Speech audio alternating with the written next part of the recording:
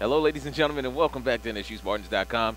As we get set for another week of MEAC basketball action, Ross Gordon joined by Mike Bello, the Assistant Sports Information Director here at Norfolk State University, and the head women's basketball coach here at Norfolk State, Coach Debra Clark. First, we'll start with you, Mike. And again, on Saturday, we just ran into a team that really has everything going right now for them. Yeah, they're just clicking on all cylinders, and they haven't lost a MEAC game this year. I don't even think they've been. I'm not sure what's the closest game they've been, if even been pushed at all this year. They're just a team that's just you got to tip your hat. You got to tip your hat to them. They're just playing at a different level than any other MEAC team, I guess, this year you could say. Before they came to Joe Eccles Hall, they are on now, I think, a 12-game winning streak. Before they came to Joe Eccles Hall, they were only winning games by a combined margin of 3 points. After that, it went up to 19, and it's gone up since then. They're a team that has athletes at every position, that they play well together. And, again, you saw that they were just able to get it going early, and we just didn't catch up with that. Yeah, we've talked about before, they're a very athletic team. They don't let you get anything on the defensive side, and if you can't create some offense, even if they're not hitting shots, they're eventually going to score some points, and they're going to start pulling away from you. It's just a matter of how much.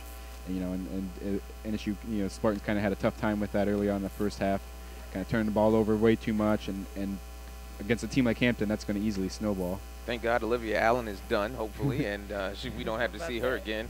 She's a few of those others too are gone too, hopefully. Yeah, because Olivia Allen has had her two best games of the season against us, and it didn't really register until maybe the 8-minute mark of the first half that she was already at 14 points, and she ended the first half with 19.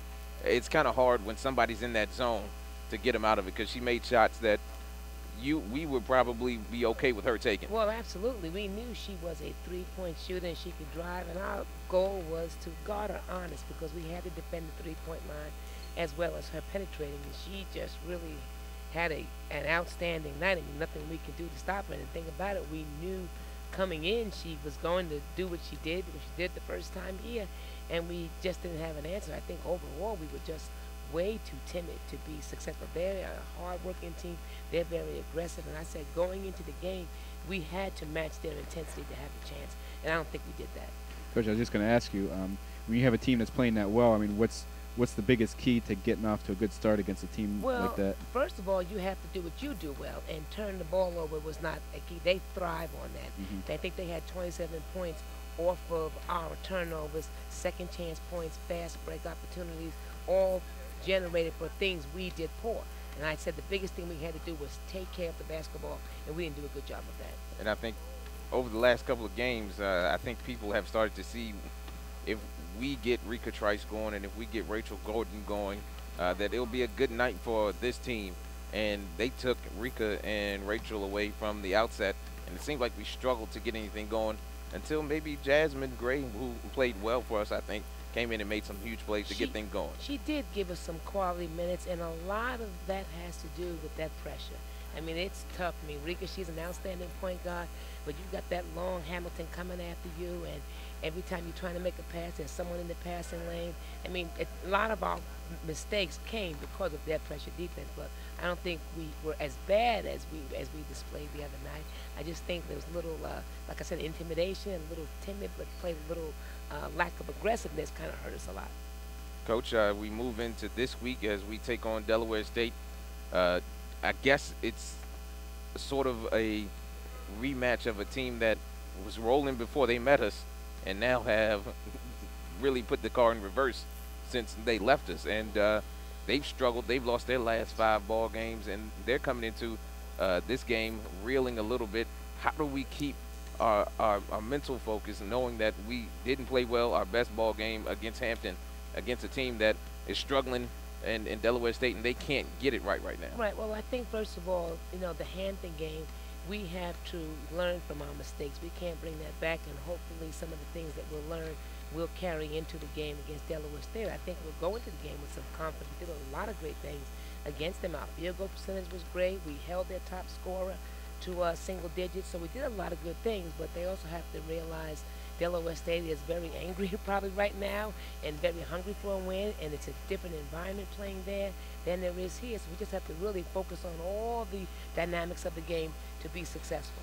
Yeah, and you're talking about the environment. That is kind of a different environment up there when people are just basically on top of you. I mean, the crowd. I mean, the gym is so small, it's loud, and everyone's just right there. I mean, how do you handle that as a? Well, I think you have to stick with your game plan, and the best way to silence the crowd is to get the lead. Yeah.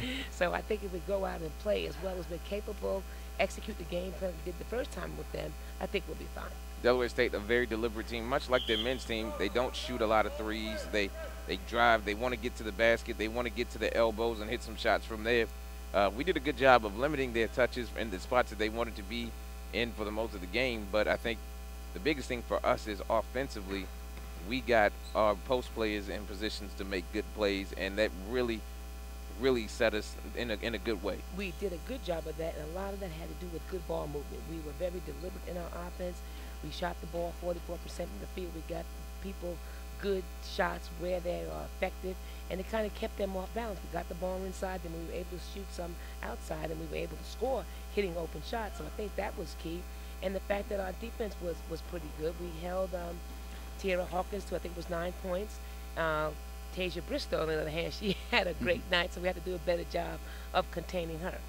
Coach, when you're playing a team that you've already played this year, how do you have to adjust the game? How much do you have to adjust the game plan, because they've already seen you, they already know what you're going to do? I mean, do you throw little wrinkles into your offense to kind of mix it up for the second time around with a team like that? And we have done that. After we've gone through the first round of the league, we put in a couple of new half-court sets because everyone's scouts and everything, and I just think we don't want to, be predictable, but we don't want to do too much to, throw ourselves off as well. But we've got some new half-court things against man-to-man, out-of-bounds plays. Defensively, I just think it's more of being efficient. It's not, we have to be a lot more efficient down the stretch here.